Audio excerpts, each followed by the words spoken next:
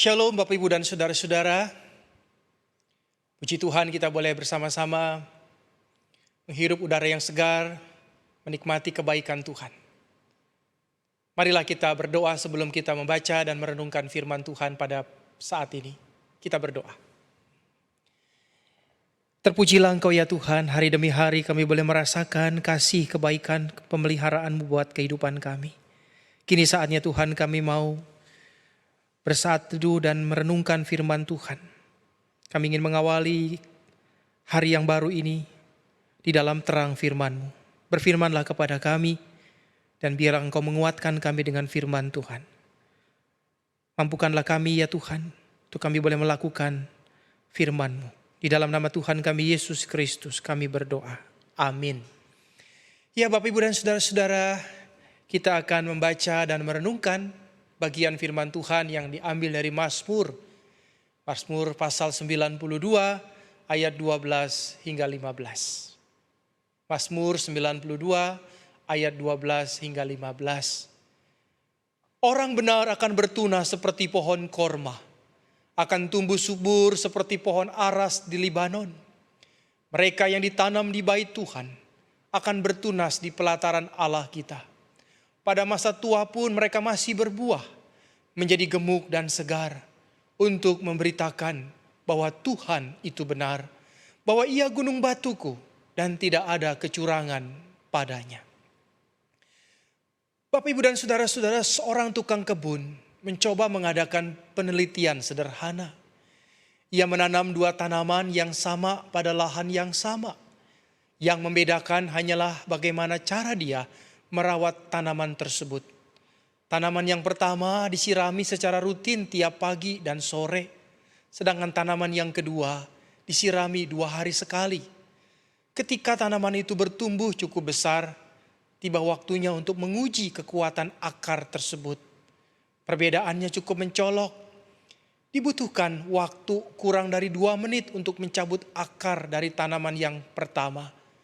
Sedangkan untuk tanaman yang kedua dibutuhkan waktu lebih lama, yaitu 4 menit untuk bisa mencabutnya. Mengapa hal itu bisa terjadi? Tanaman yang pertama cukup dimanjakan dengan air yang ia dapat dengan mudah, sehingga akarnya tidak berusaha mencari ke tanah yang lebih dalam. Tanaman yang kedua karena mendapat suplai air yang lebih sedikit, maka mau tidak mau akarnya mencari ke sumber air, sehingga didapatinya akarnya jauh lebih kuat karena masuk lebih dalam ke tanah. Pesan apa yang kita bisa dapatkan? Cara Tuhan mendidik tak jauh beda dengan ilustrasi tersebut. Bayangkan saja jika Tuhan memanjakan kita dengan mengabulkan semua doa yang kita minta, dan kita tidak pernah mengizinkan penderitaan, masalah hidup boleh terjadi. Tentu ini akan membuat kita menjadi orang yang manja. Tidak hanya itu, akan menjadi orang yang cengeng.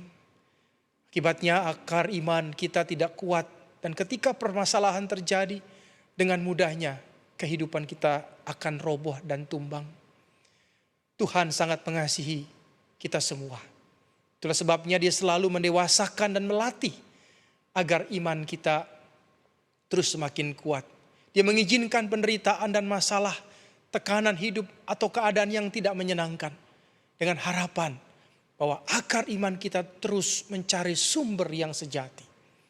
Saudara-saudara, tanpa masalah kita hanya menjadi orang yang manja dan memiliki akar iman yang rapuh. Firman Tuhan mengatakan dalam ayat yang ke-13, Dia mengutip atau meminjam sebuah pohon yang terkenal di Timur Tengah, yaitu pohon korma. Pohon korma itu bisa tumbuh di tanah yang tandus sekalipun, dan bisa kuat ketika dihantam oleh badai, oleh angin dan apapun. Apa rahasianya? Konon katanya para petani pohon korma, dia menanam biji korma itu, memasukkannya ke dalam tanah dan menutupnya dengan batu. Mengapa dengan batu? Karena membiarkan pohon korma itu berakar kuat terlebih dahulu. Supaya ketika akarnya tumbuh dan menjadi kuat, maka akar yang kuat itu akan bertunas dan tunasnya pun akan bisa mendorong batu yang telah menutupnya. Bapak, Ibu, dan saudara-saudara, sekarang kita tahu kenapa si pemazmur memakai kata pohon korma untuk menggambarkan orang-orang yang dilukiskan seperti pohon yang berbuah. Seperti pohon yang tidak pernah layu daunnya. Pohon yang kuat. Untuk menjadi kuat, sebuah pohon harus berakar terlebih dahulu. Akar yang kuat akan menentukan pertumbuhan. Maka biarlah kita juga terus boleh berakar di dalam Dia dan bertumbuh. Dan pada waktunya kita boleh menghasilkan buah. Dan biarlah buahnya itu manis. Buahnya itu boleh menyenangkan hati Tuhan. Tuhan memberkati kita. Amin.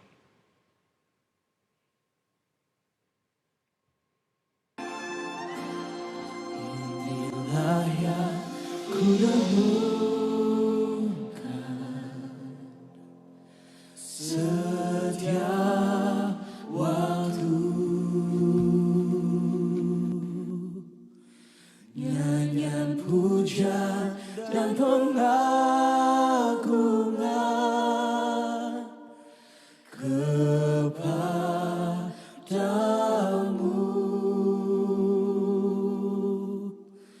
Biarlah manis kau dengar, Tuhan, manis kau dengar, Tuhan, dan hatiku bersuka